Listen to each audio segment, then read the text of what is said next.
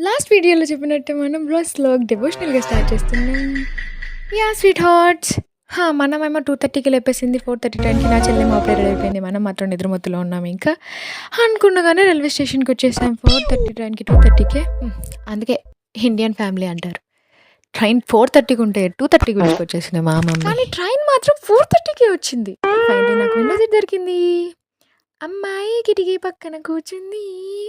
ఓహ్! ఓహ్! మనకంత సీన్ లేదు. అసలు ట్రైన్ జర్నీ అనగానే చాలు పూరీలు, చిత్రాన్నం, పులిహోరే గుర్తొస్తాయి.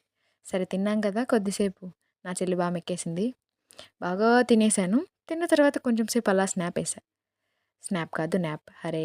రీచ్ అయ్యాం. బళ్ళారికొచ్చేసాం. ముందర పోయాం మహిళా సంఘం అంతా. మా మమ్మీ కొలీగ్స్. ఇంతలోగా నాకక్కడ ఎక్స్‌కలేటర్ కనిపించింది. ఎక్కేసి ఉయ్యిమని పైకెళ్ళిపోయా. ఇక్కడ టవర్ క్లాక్ చూసి అనంతపూర్‌కొచ్చిందేంటి కోడి బ్రెయిన్ యేసుకొని అనుకోకండి. ఇది ఆ బళ్ళారి టవర్ క్లాక్. వచ్చేసాం టెంపుల్‌కొచ్చేసాం. టెంపుల్ చాలా బ్యూటిఫుల్‌గా ఉంది అండ్ చాలా పీస్‌ఫుల్‌గా ఉంది. అది ఔట్‌స్కర్ట్స్‌లో ఉండడం వల్ల ఇంకా పీస్‌ఫుల్‌గా ఉంది. మన లేడీస్ అప్పుడే మొక్కోవడం మొదలెట్టేసారు.